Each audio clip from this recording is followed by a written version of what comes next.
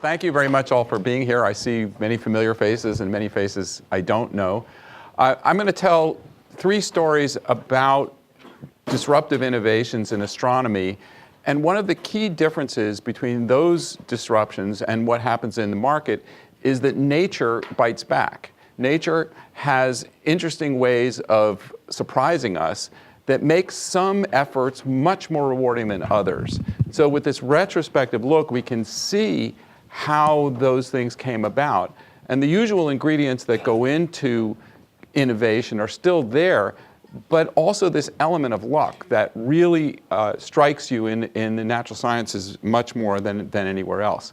So I'll start with a story that began in the early 1960s when a group at Bell Laboratories, Arno Penzias and Robert Wilson, were given an old antenna but had a brand new receiver that was much more sensitive than any radio receiver that had been around before.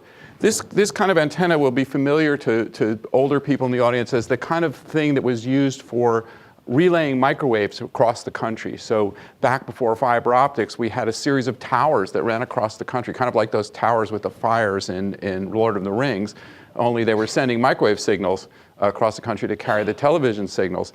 And the virtue of this type of antenna is that it looks almost exclusively forward. Most antennas have a small amount of sensitivity behind them, but when you could put these back to back, they didn't interfere with each other because they looked forward almost exclusively. And so they could be confident when they were using this that what they were looking at was what was in front of the antenna. And they started working with this receiver, and they understood very well the sources of noise from the receiver itself and from the telescope that they were looking at, and yet there was more noise than they could account for. And so one of the things they did was investigate the surface of the antenna, and they discovered that, this being New Jersey, that there were a flock of pigeons that had decided that this was home. And the pigeons do what pigeons do. And these 2 young men who were later going to win a Nobel Prize spent some of their day up there cleaning the pigeon poop off of the antenna in order to make it more sensitive. So you really have to work very hard in this business to be a success. And eventually they were confident in their results, and they discovered that spread over the entire sky was a uniform radiation that was the equivalent of if you took a rock and you heated it up from absolute 0 to about 3.5 degrees above absolute 0. So it emitted a very tiny amount of radiation, but spread across the entire sky. This radiation was visible more or less uniformly as far as they could tell. It turns out that theorists had been thinking about, since the discovery of the expansion of the universe in the 1920s, had been thinking about the consequences of this expansion, that if the universe started as a very dense, hot system, that as it expanded, it would cool off and eventually become transparent. And that the radiation, at the time it becomes transparent, and the physics of this was well known, that this happens at a temperature of about 3,000 degrees, that as the radiation that was then released as the universe became transparent traveled through space, and as space expanded, the wavelength of the radiation would stretch with it, and it would be at longer wavelengths, which would make it look cooler. And so as a function of time, it should be many times cooler, perhaps on the order of 1,000 times cooler. And so 1,000 times cooler would be 3 degrees. What they measured was 3.5. But this was a tremendously exciting result. It was seen as a confirmation of the Big Bang that had occurred as we now know, about 13.7 billion years ago. And eventually, after some years, were awarded a Nobel Prize for this. This engendered an entire industry of measurements of this background radiation. First, more from the ground, then with balloons and aircraft, and then eventually with quite expensive satellites that were put up to study this. One of the neatest results from the satellite experiments was one that also engendered a Nobel Prize, and it's this measurement here. This slide, when this slide was put up in front of this is a geeky thing. When this slide was put up in front of 1,000 physicists at a convention of physicists, they stood up and applauded. And the reason is that what you're seeing here is a theoretical curve of what an opaque object should, it plots how bright it is versus the wavelength that you're looking at. And this is the theoretical curve of what a perfectly opaque object would emit. So if you look in a textbook of what an object that's completely opaque will emit when you heat it up, a good rock that's black at all wavelengths, that curve would look just like this. But it's also the measurements. The measurements lie right on top of this, and the error bars are so small we can't even put them in this plot. So it was just a spectacular agreement with what was expected and what was seen. But I just want to show you the scale went from these two guys with this antenna going out by hand with a sponge and a scruffy of some kind to this, which is this was the Kobe satellite that made that last thing. This was the next mission. This was the WMAP satellite, which was a follow-up satellite to that. And this is just the science team for the satellite. This is not the people who actually built it. So the scale of what's going on went from a few guys on salary doing everything by hand up to hundreds of millions of dollars and huge teams of people to make these discoveries. So this was sort of the industrial stage scale up of this. But of course, this experiments that came out of this were fundamental. This image you see here is the fact that when you look at the radiation with much more sensitivity, what you see that one side of the sky is a little bit warmer than the other. And this has been explained as the fact that our galaxy and the group of galaxies we're living in is moving with respect to the average of the larger bucket of universe around it. And that motion translates into the sky looking a little bluer on one side, a little redder on the other. And that's what you're seeing here.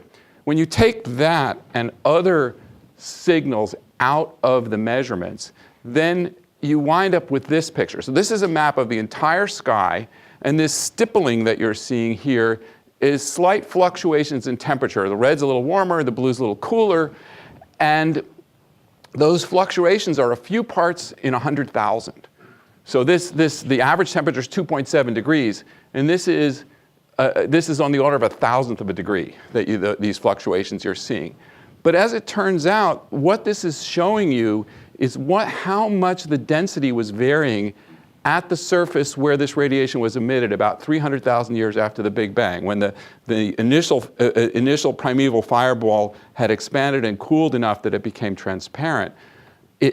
Before that, the radiation and the matter had been coupled together, and when it reached that stage, the radiation decoupled and started moving off freely through space, eventually reaching us from other parts of the universe almost 13.7 billion years later. And this surface that we're seeing as we look in all directions is the radiation from that surface that was only 300,000 years after the Big Bang.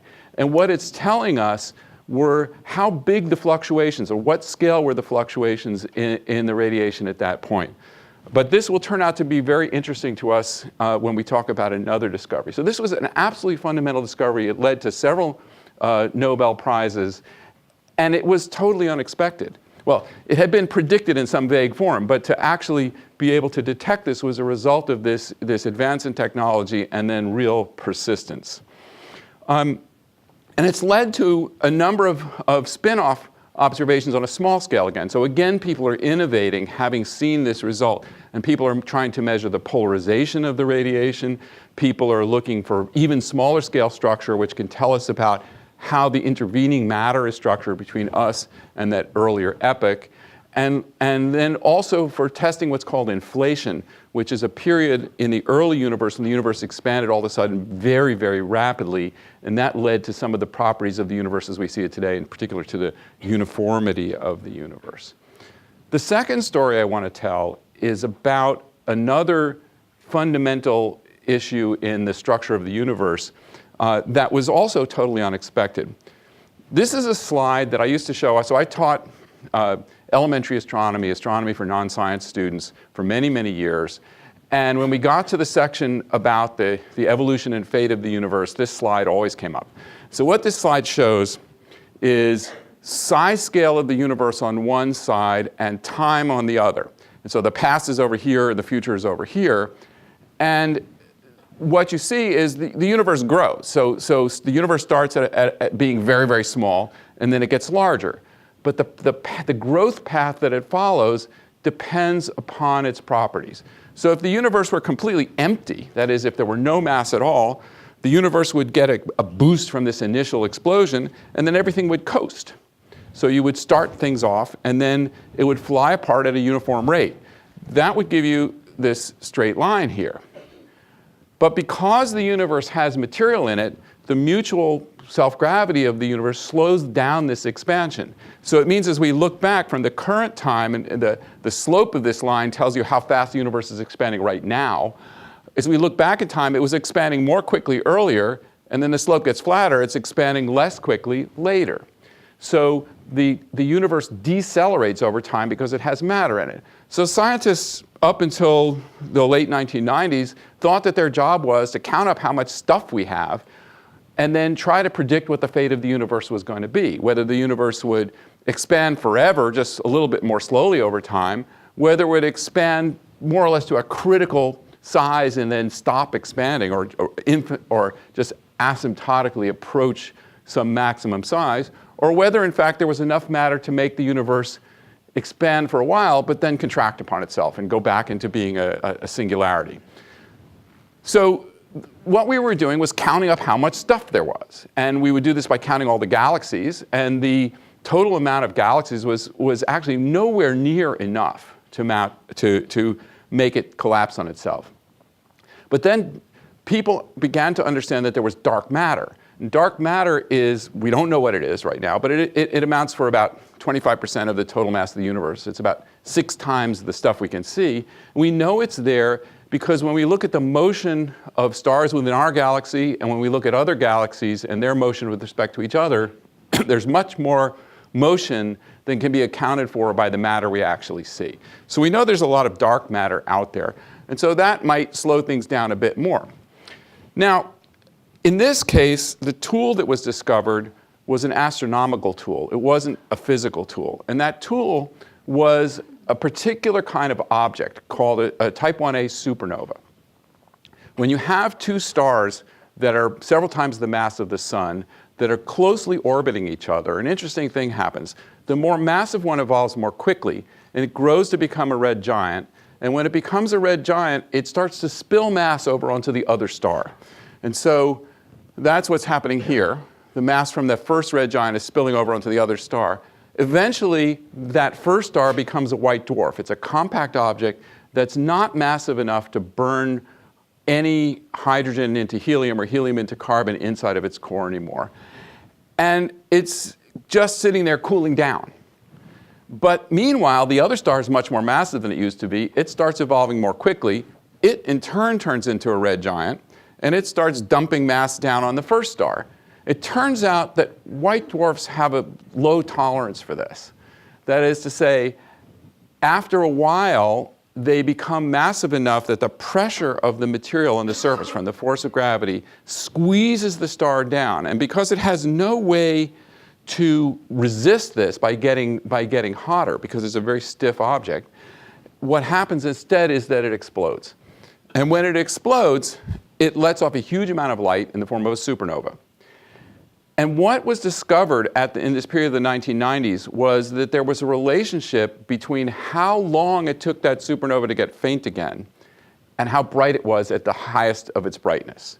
So if you could measure the time that it took to fade away, you knew how bright it had been to begin with. So it was like a label saying, I'm a 100-watt light bulb, or not, I'm a 7-watt light bulb with a 100-watt equivalent, but that's what we get now in the store. So this was, I'm dating myself with some of this. But in any case, it's got a sign on it that says, this is how bright I really am. And the trick here is, if you know how bright something is, and you know how bright something appears to be, you can tell how far away it is, because there's a regular progression. All the light from an object has to go through a series of spheres. And so the brightness of an object drops as the square of the distance that you are from the object. So if you're twice as far away, it's only as 1/4 as bright as if you're where you're standing now. So by looking at this drop time, which gives you a label of how bright it is, you could produce a measure of the distance to the object. So a group of astronomers went out thinking they were going to go back to my slide and say, okay, how is the universe slowing down? And they made this measurement. And so in this measurement, an empty universe would follow this orange line. And all the other universes that we talked about would be below the line. Instead, all the points they measured were above the line. So this came as something of a shock, shall we say. There were two different groups who were doing this at about the same time. And what they had discovered was that instead of the universe decelerating, slowing down, the universe was actually accelerating. The galaxies are moving apart faster and faster rather than slower and slower. This was a big problem, and we still don't understand exactly what this is. We have a name for it. We call it dark energy. It amounts for about 3/4 of all the matter and energy in the universe at the present time. Over time, its influence will even grow. But this observation and a number of other observations that were of a different type really convinced us that this was true. So this led to another Nobel Prize only a few years ago for the discoverers of this phenomenon. It also led to a number of very large investments in experiments to try to understand what this was. So one of them here is called the DESI experiment, which is run out of Lawrence Berkeley Labs. And this is a 4-meter telescope on Kitt Peak in Arizona. And this instrument up here and these little things down here that are part of it, by re-engineering this thing, this is probably $50, $70 million worth of hardware that's being put together to measure galaxies to try to determine where they are. Let me go on to the other experiment, though, which we can describe in a little more detail. This mountain may be familiar to some of you. This is Mount Locke in West Texas. This is where the McDonald Observatory is located. And this is the largest telescope at Mount Locke, the Hobby-Eberle telescope. And that telescope has recently been refurbished to conduct a critical experiment in the determination of the properties of dark energy. And the way that works is there's an instrument, again, up at the top of the telescope that brings light down to spectrographs, to about 100 spectrographs that have 30,000 fibers that look at space, just stare out at at a particular large patch of space to find galaxies that are emitting light in a line that comes out in the ultraviolet, but again, because of the expansion of space, it reaches us at optical wavelengths. We're actually able to find this. This allows us to pinpoint galaxies in three-dimensional space. Why is, and these galaxies, because of this redshifting effect, are from a period between about 4 billion years ago and about 8 billion years ago. How is this used? Well, you remember I talked to you about this pattern on the sky at a time of 300,000 years after the Big Bang. This pattern, if you analyze it, actually shows you that there's some characteristic structures in the universe. These structures were frozen in when the matter and the light decoupled from each other. And galaxies formed along the edges of these large-scale structures. And those galaxies then tell us where those structures are at a given time. And those structures expand along with the universe. So by measuring the size of those structures at different times during the universe, it gives us a yardstick by which to determine how the universe is expanding. This gives us a measurement of how big those structures were 300,000 years after the Big Bang. The experiment that we're doing at McDonald Observatory allows us to watch these structures evolve as the universe goes from slowing down, as it was at the beginning when there wasn't that much dark energy, to speeding up. So it's going through this cusp and going on from there, so a critical period. That measurement will help us to try to understand what the nature of this mysterious property of the universe is. And so this is one of these large-scale experiments that then spun out from the small-scale experiment. There's the third area that I want to tell you about is one that's closest to the area that I work in, and that's in the area of extrasolar planets. Now this was not a fundamental surprise like those two cosmological examples I gave you. We had a pretty good idea, just reasoning by analogy, that it was likely that other stars had planets around them. But until 1995, we had no concrete evidence. What we had instead were a lot of false alarms. So I'm showing you here a paper from 1975. This is measurements of the position of a very nearby star, a Barnard star, over time. So this is over a period from 1950 till 1975. And these measurements purport to show that the star is wiggling around. In fact, this was some kind of a systematic error and wishful thinking. And the star, we know to much higher precision than this now, does not wiggle around. But this was something that happened repeatedly. People made mistakes of all kinds, and so there were understandably a lot of skeptics about this.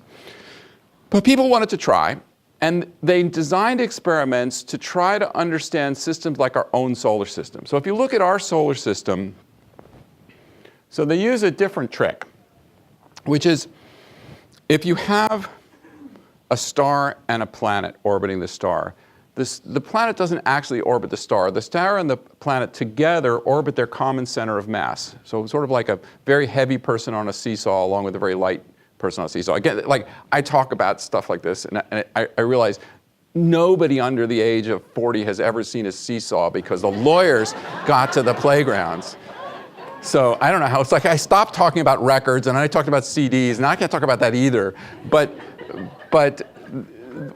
if you had a seesaw with a very heavy person and a light person on it, that's one of those things that teeter-totters back and forth for those of you in the younger set.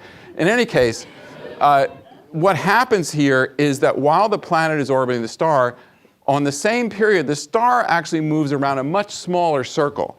And so if you take a measurement of the spectrum of the star, the light is slightly shifted to the red or the blue, depending upon whether it's going away from you or coming towards you.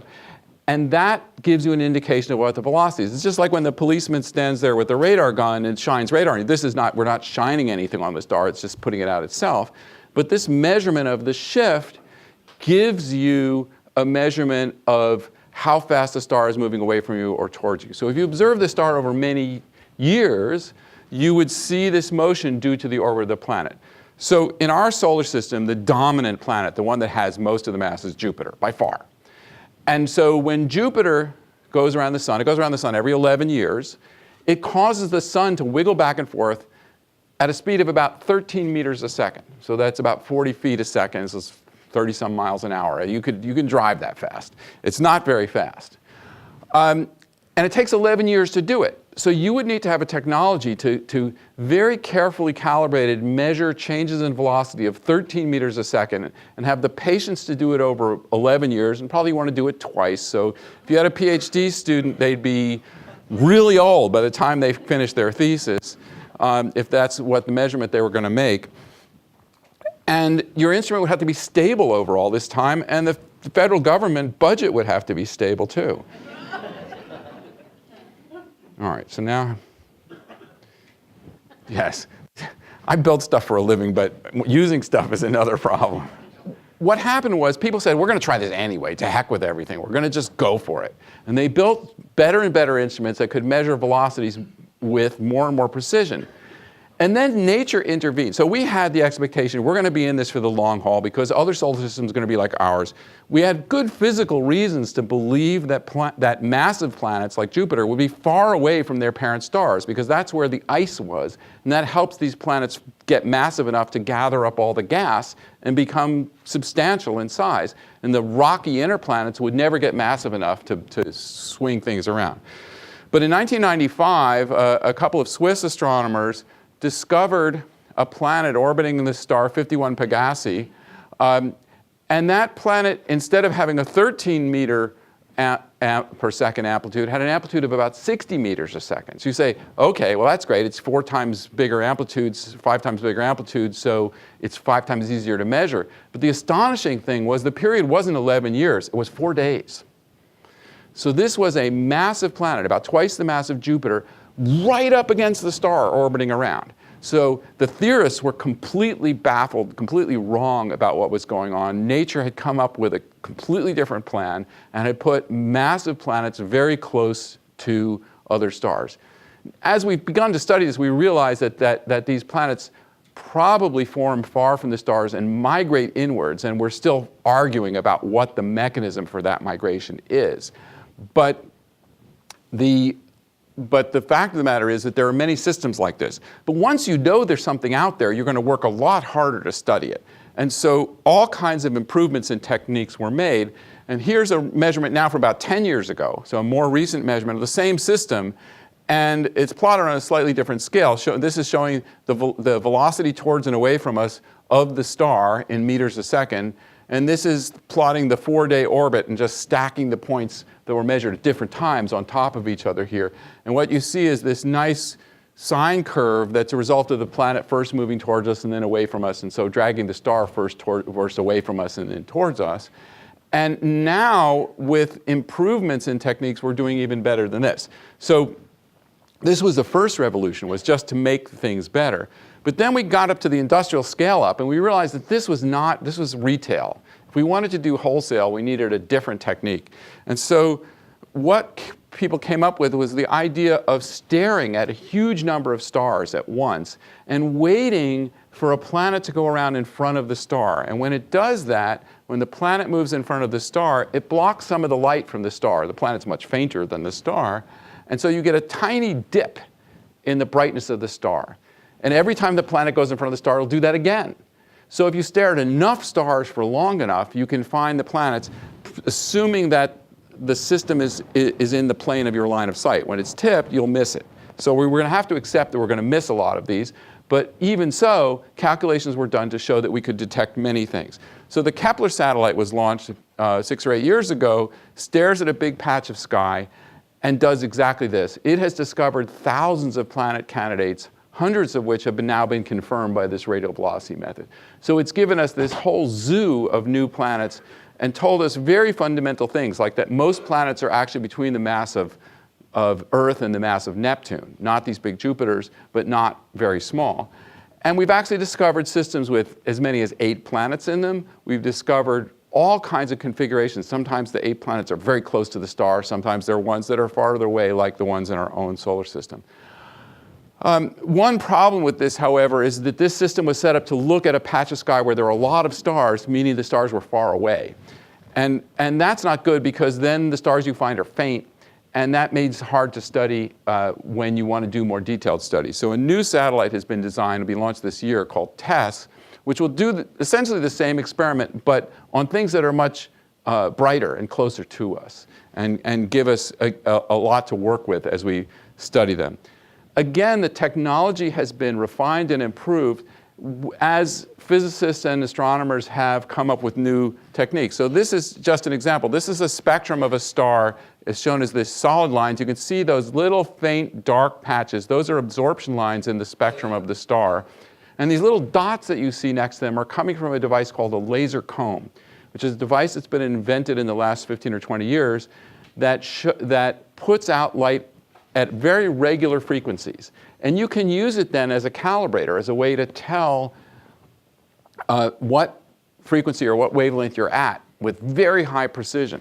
And that allows you then to measure these shifts of the positions of the stars in whether they're going towards us or away from us with much higher precision. So we've gone from measurements that typically had errors of 10 meters a second, and you had to make many, many of them to do a detection, to measurements that have errors of 70 centimeters a second. So I can walk across the room at that speed. And so we can measure the difference between walking across the room frontwards and backwards for a whole star. And this has allowed us to do much more precise things and to find much lower mass planets around other stars. Also, these things are very stable, so we can find planets in larger orbits.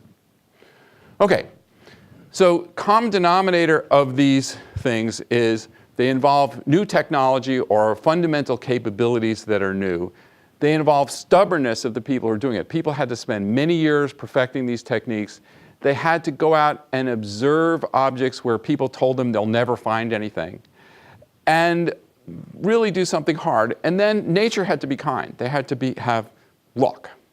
So here's my question about myself. It led to a little introspection. Now that I have this fancy administrative job, my life doesn't depend on this, but still it's worth pondering, which is, this is what I do. I invent new technology. I'm a stubborn person. I persist for long periods of time. One of the things I've been working on for 25 years. So why don't I have a Nobel Prize? Or at least, why don't they let me into the National Academy, right? Right? So let me say a little bit about what I do, and then give you some analysis of why that's the right answer. Okay? I'll confess they're right. So diffraction gratings are the devices that I make. The diffraction gratings take in white light, and through a property called interference, they split it up into its constituent colors. And the longer a diffraction grating is, the finer it splits the light up, and the more you're able to tell the difference. Well, we had this ingenious idea about 25 years ago that if you shine the light into a piece of material that has a high refractive index, so in our case silicon, which has a refractive index of 3.5, so then the wavelength shrinks by that factor of 3.5. At infrared wavelengths, where I work, that shrinkage is critical because the fact that everything, you and I, all radiate infrared light means that systems that detect it need to be cooled down close to absolute zero, which means they need to be in giant thermos bottles that are very expensive and unwieldy. If I can shrink the wavelength by this factor, I can make the instrument smaller by a factor of 10 or more in volume. So it's a critical ability. We do this by etching little grooves, very fine grooves, into the piece of silicon using microlithographic techniques. The things that are used to make integrated circuits and are used to make those tiny motors and gears and the little pendulums that sit inside your airbags that tell when it's time to explode are made with this kind of technique.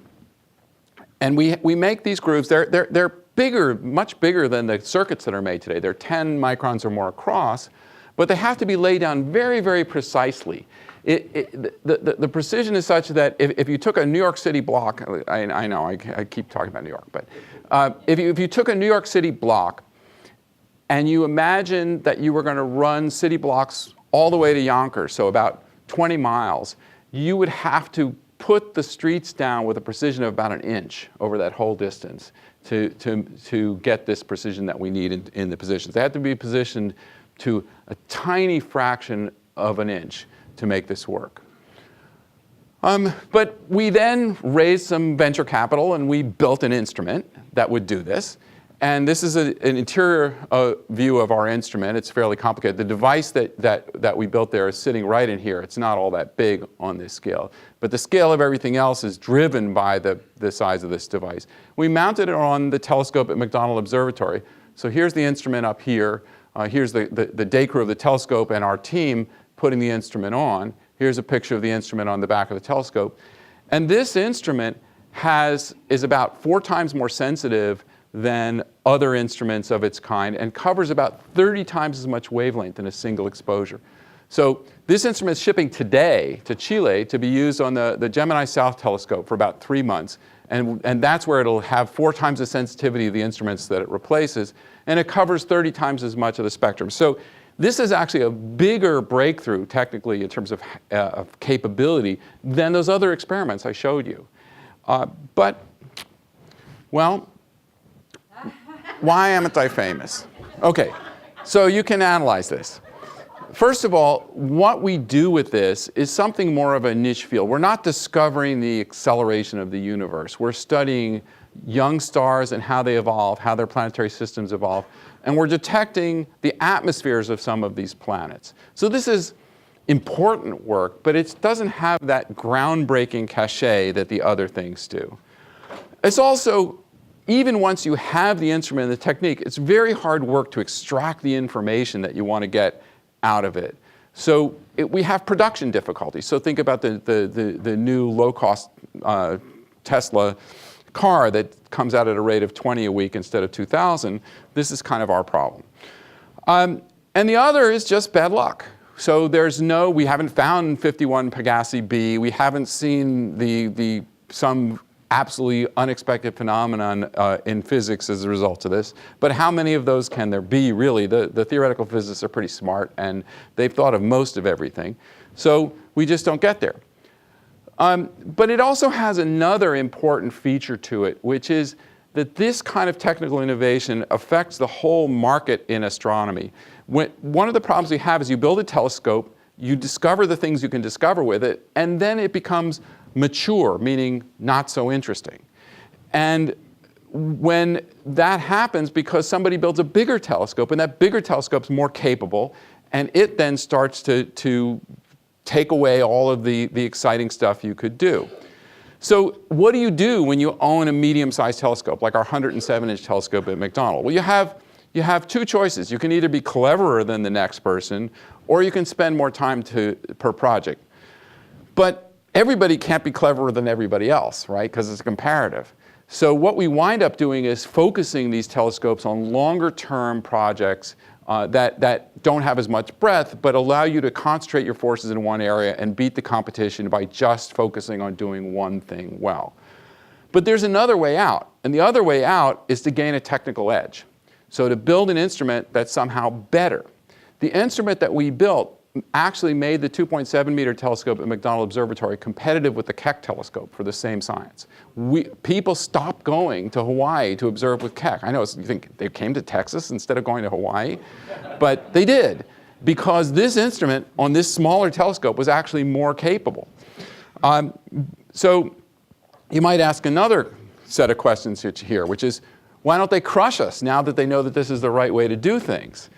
Well, the answer is, some of them don't care because they don't think that this is the important science, and they don't want to spend $10 million to build another instrument for their telescope.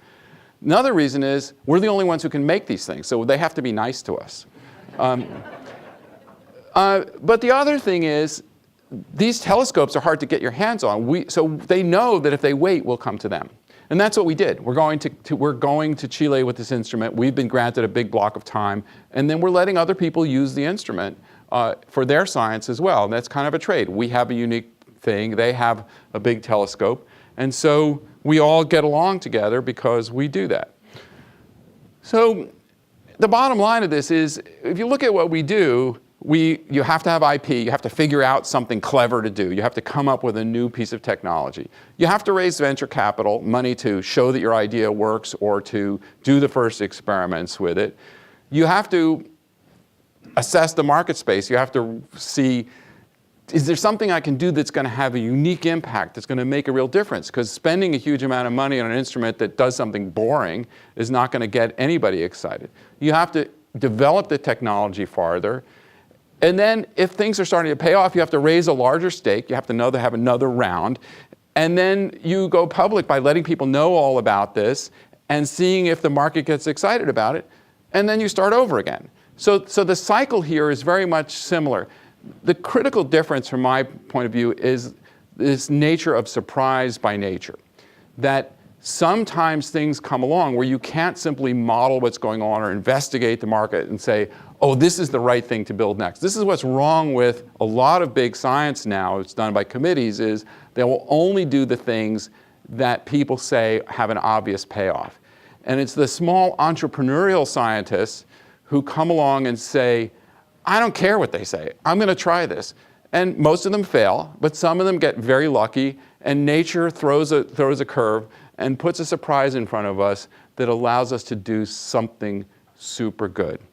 So what we're going to do now is go out and look for our breakthrough with this instrument, which can study planets in great detail, and this is what we're going to find.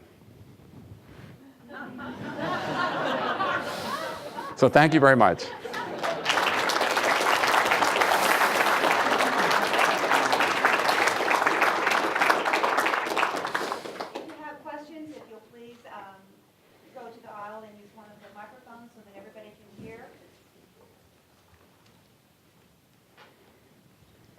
Dr. Jaffee will not be available afterwards, so if you have a question to ask him, now's your chance, okay? Dr. Jaffe, thank you very much. That was a great talk. I really enjoyed it. Question for you. You mentioned that dark energy is about 75% of the mass of most of the universe and growing. So that implies that it's growing from something. Do we know when it became a thing? And well, we don't know what to be completely honest, we don't know what dark energy is, right? But the prevalent idea is that it's the energy associated with free space, with the actual volume of space. And so there's a portion of dark energy associated with each volume of space. So as space expands, there's more dark energy. So dark energy becomes a larger portion of the total budget of energy and matter in the universe simply as the universe gets larger. So at the beginning, when the universe is smaller, the matter in the universe dominates that energy matter budget. But that as the universe expands, dark energy becomes a larger and larger fraction of everything that we have.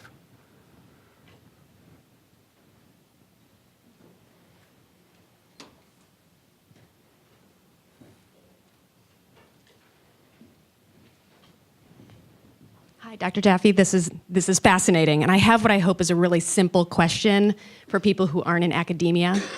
For your technology that you develop, who are the customers, and where does the money come from? Okay, so that's a good question. So some of these technologies may, and in fact, many of the things we develop here at the University of Texas do have commercial applications in the long run. In fact, a huge fraction of the, you could probably answer this better than I can, Bob, but a huge fraction of the total investment in new technologies starts with technology that has its fundamental origins inside of research universities. So while not all technology does, some does. The kinds of things that we've developed, it comes out of, it's curiosity-driven research. So we have an idea, either we want to do something, and we then have to develop the techniques towards that. So the LIGO experiment that's detected gravitational waves, for example, was driven very much that way. They said, we want to detect gravitational waves. How are we going to do this? And then flowed down from that. And they've had to develop a tremendous amount of innovative technology to do this exquisite experiment that they've managed to succeed at. That's tremendously exciting. In our case, we just were sitting around at lunch one day and saying, wouldn't it be cool if we could shrink our spectrographs by a factor of 10? And then we started saying, well, you know, this is the problem, and how about this? And if you combine what we know about microelectronics technology with diffraction gratings, we could do this. So then our idea is, well, let's go patent this. You know? So we look in the library. Those days you had to go to the microfiche and look at that. And we found out that there was this patent from the Navy. We said, ah. And then we looked back and we found that somebody in 1954 had published a paper in Nature, so the patent from the Navy was probably no good either. And then one of my students, when she was doing her thesis, said, I think this goes back farther. So we went to the Ransom Center, to the Rare Books Library, and we pulled out the Transactions of the Bavarian Philosophical Society of 1821, and we found this paper by Fraunhofer where he describes the very self-same equations that we use to figure out what we're doing. So what we did was actually make it work. We just went back and back and back and pushed and pushed and pushed until we got the precision that we needed to make this into a realistic product. And so now people are recognizing that the capabilities of this instrument push beyond what we could ever do before. So astronomers want these things. They send me notes and say, can I have this? And you know, some of them we worked with. One of our devices is launching with the James Webb Space Telescope. Another one's on an instrument in Hawaii. And another is in the Sophia Airborne Observatory. So we built devices for a number of people this way. But the overall marketplace is hard to know, because usually what happens is somebody writes to you and says, well, I read about your device and I need one like that, and I need it 6 months from now and I have $20,000. But you asked, like, where did I get the money from? So I had a Packard Fellowship from the David and Lucille Packard Foundation, and they gave me a block of money and said, do something interesting. And so after lunch, we were able to go back to the lab and start buying stuff to try this out. And we got to a certain point where we could show that it was going to work at some level. And then NASA started giving us money because this technology would be useful for NASA. And then they realized that the gadget they wanted to use in the James Webb Space Telescope was not going to work. And so one of the people in the meeting knew about what I was doing. They called me up and said, can you make us one? And we said, sure. And then once we'd done that, we were able to get money to go farther with the project. And so we've had support from the NASA and the National Science Foundation largely to make this work over time, to perfect the technology. Thank you.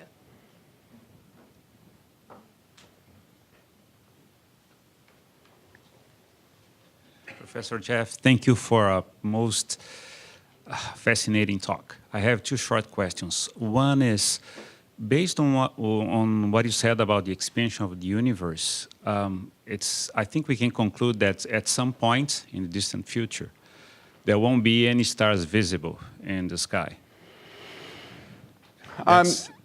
Well, that will happen for a different reason. So the objects that are bound together by gravity will remain bound together by gravity, right? So this dark energy dominates on a large scale, but on a small scale, things that are bound together are still bound together. The problem is that stars don't last forever.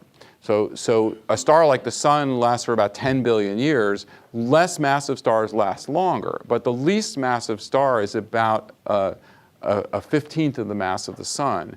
And they then last something like 3,000 or 4,000 times as long as the sun. But eventually they will die too. and then it's all over. But we'll be long gone by then. Okay, so I don't think we have more pressing problems, I would probably say. you have much higher existential risks than that. So second question is, we started exploring the universe using visible light, naked eyes, and then telescopes, and then infrared, and then ultraviolet, and more recently, microwave and gravitational waves. If you were to put a bet on where the next breakthrough is going to come from, would you bet on unexplored parts of the spectrum or more accuracy and precision? I think the answer is probably two things. Three things. One thing is gravitational waves are going to make a huge difference. We've already, it was stunning when the first article appeared in the New York Times.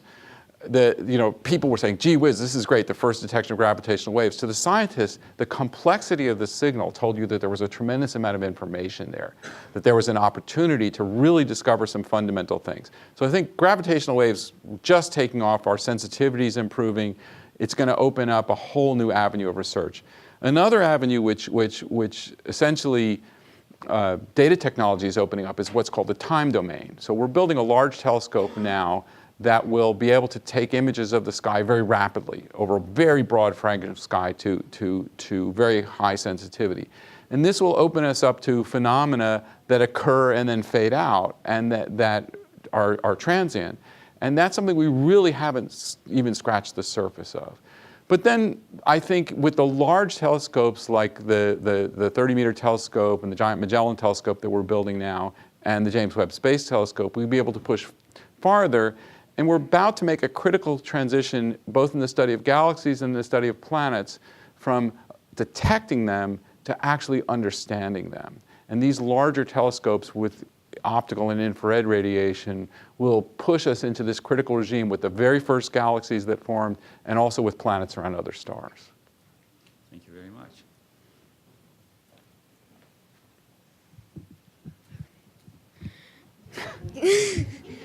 Thank you. So I have two questions. Okay? One is that you mentioned the redshift during your beginning of the presentation. Could you explain what the redshift is? Sure. Okay, so when you have an object emits a spectrum where it's emitting light at particular wavelengths that are determined by what atoms and molecules are in the object.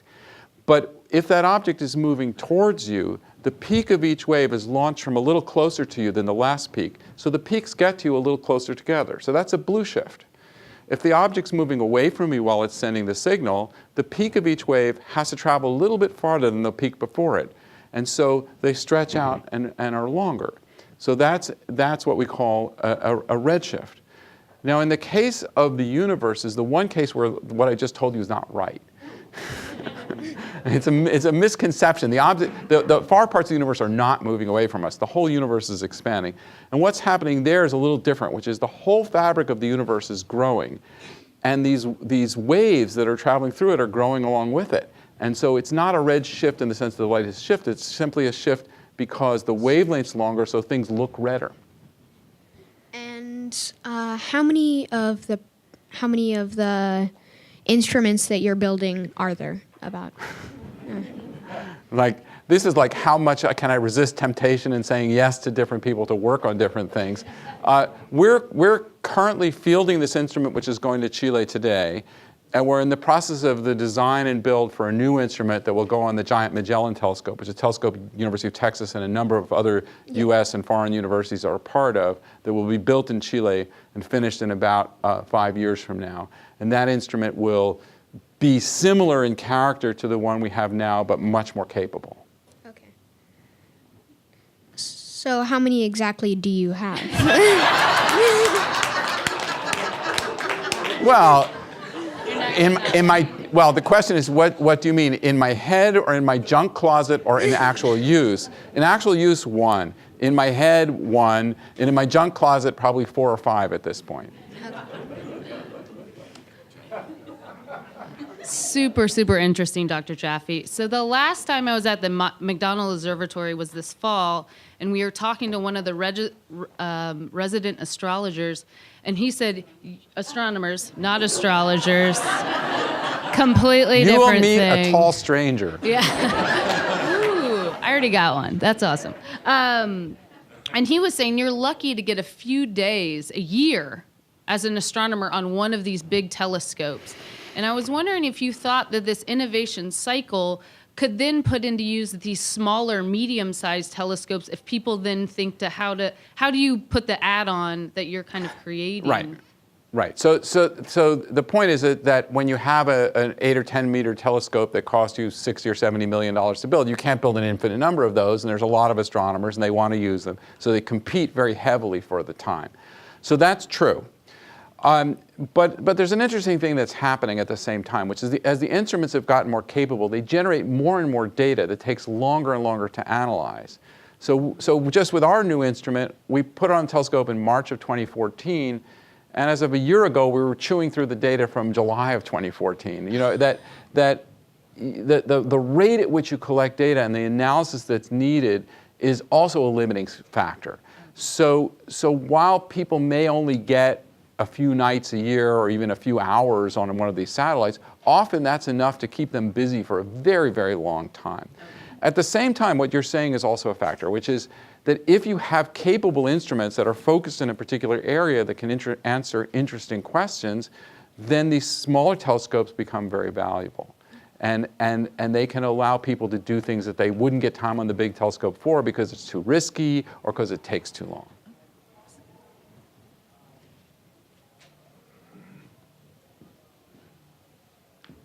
Hello. Wonderful. Fascinating. Okay. Do you believe that there is life in outer space? And if so or not, why or why not? So there's Enrico Fermi, who invented just about everything in physics, was famous as an estimator. And somebody asked him once, what's the probability that people will be able to travel faster than the speed of light? And his answer was 10%. That is, he didn't have an answer, so it was kind of somewhere between 0 and 1. But in this case, we do have an answer, I think. We've already seen that there's evidence for water on many of the planets in the solar system in funny contexts. We know that essentially every star has multiple planets, that rocky planets and planets the size of the Earth are the most common form of planets. We know that other planets have atmospheres. So the chances that the conditions for life exist elsewhere are very high because you have 100 billion stars in our own galaxy and there's many, many galaxies. So that's not a problem. As we start to understand biochemistry and how things develop, and this is not my area, we see that certain things kind of tend to happen. Lipids develop into layers and things like that. So can life develop? Probably also. And how much chance do you need before this becomes reality? And we don't really know. There was kind of a false alarm detection of microfossils from Mars about 20 years ago. And Stephen Jay Gould wrote a column in the Times about this, and he said, the surprise for me is not when we discover bacteria on another object, but when we get complex life, that this next stage is going to be the tough stage. I'm not an evolutionary biologist, so I don't really have anything to say about that. But I think it's highly likely that life exists elsewhere. How complex it is, whether it develops intelligence, is another question that I don't think is really easy to answer. But we have this succession, we have this thing where we look at the probability that intelligent life exists elsewhere, and you kind of make it into a bunch of factors. It's called the Drake equation that was developed 60 years ago. And we've knocked down the pins. Now we know how many other solar systems there are, how many other Earth-like planets there are, whether the planets have water on them. So we've knocked down a lot of these questions. The other questions get much harder to answer. Thank you.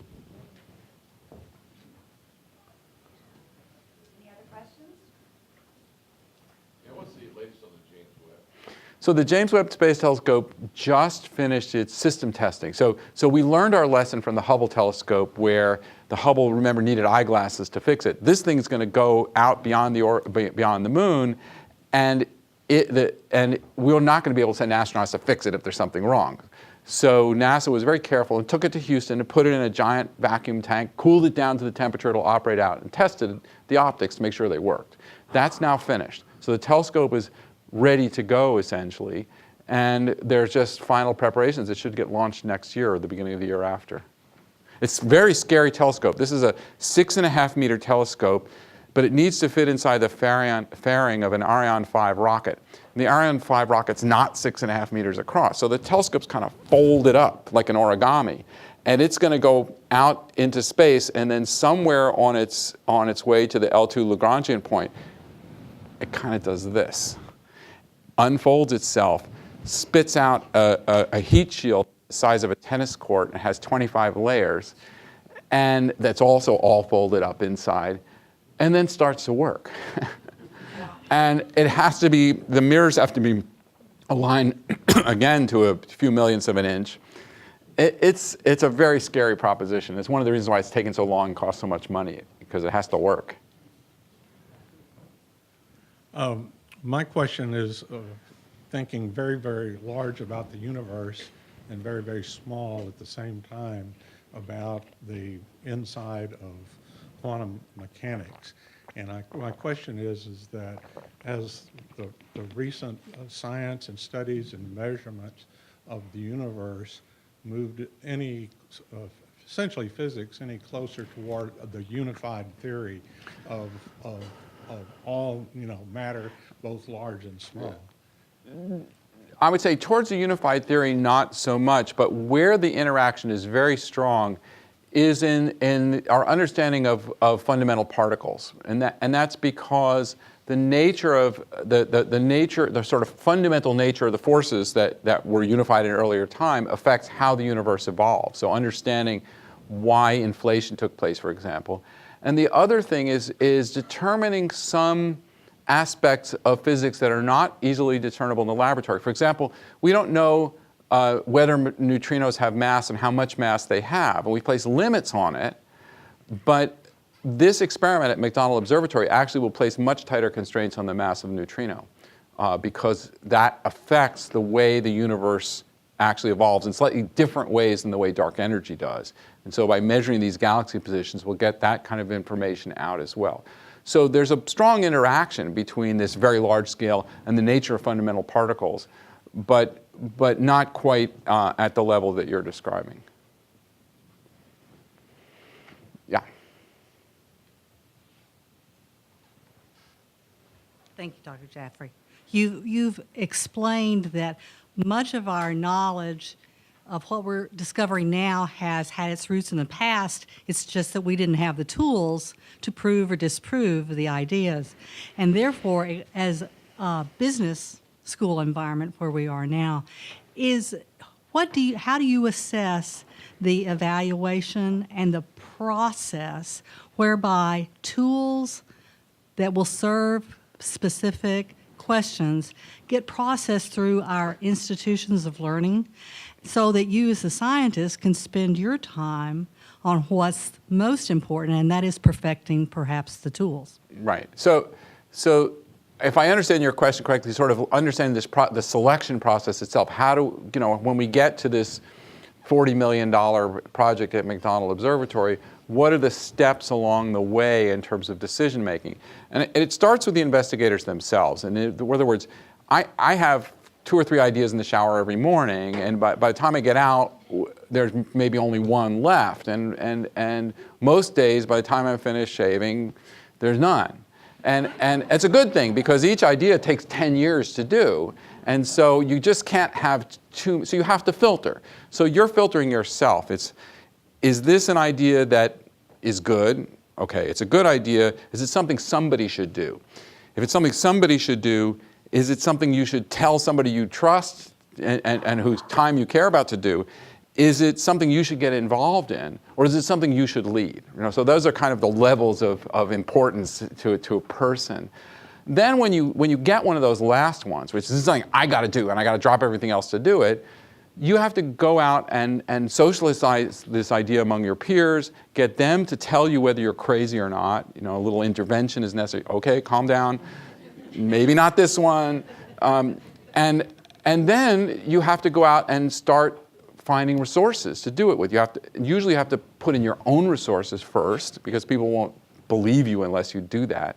And then you have to go out and get resources. So that's usually, at the beginning, convincing one or two people, your department chair or someone else who has a little bit of money to help you get started.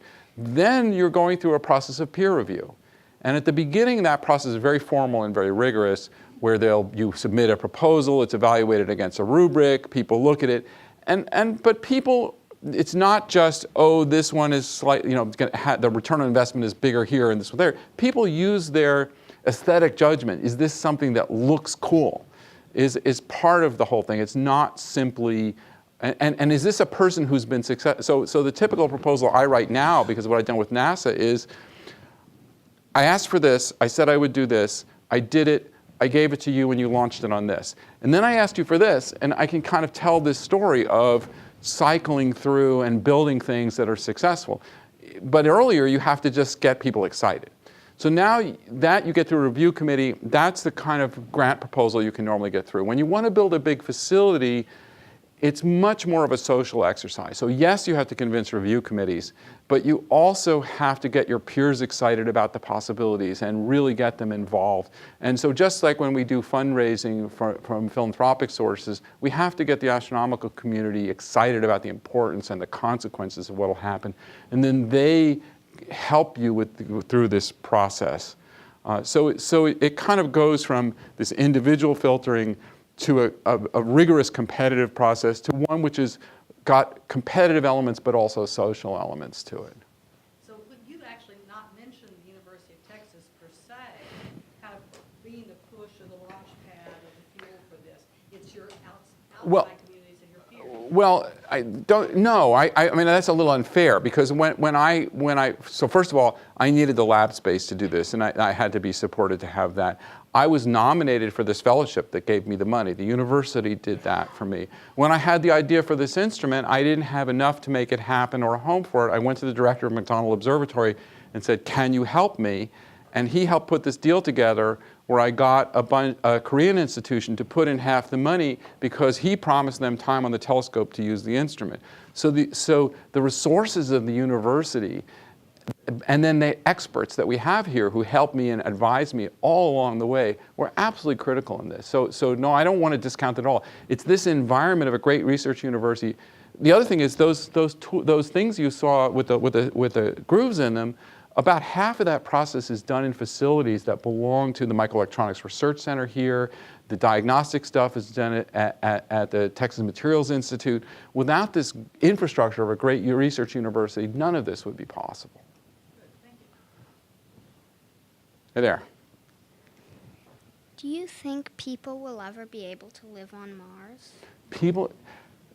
I think, do I think people would ever be able to live on Mars? And the answer is yes, people would be able to live on Mars. I think people could live on Mars today with enough effort. The question is it worth spending the effort to get the people there and the money to keep them there? And are there people who would take the risk? There are probably people who do craziest things, ride across a canyon on a motorcycle and do really crazy stuff. So I bet there are enough, you could find volunteers to go. But the expense of putting people there and the effort is enormous. And convincing someone with the resources, someone who had enough money or enough access to rockets and hardware to do it, would be very, very difficult. So I think it could be done. How would they breathe? How would they breathe? They'd have to have tanks full of oxygen or of air brought along with them, or extract oxygen from the water that exists. So there's a lot of ice under the surface of Mars, and you'd have to dig it up and then break away the hydrogen from the oxygen, then you'd have the oxygen to do it. It's all technically possible. It's just a question of do they have enough will to do it and enough money. Okay, thank you. Are there any other questions?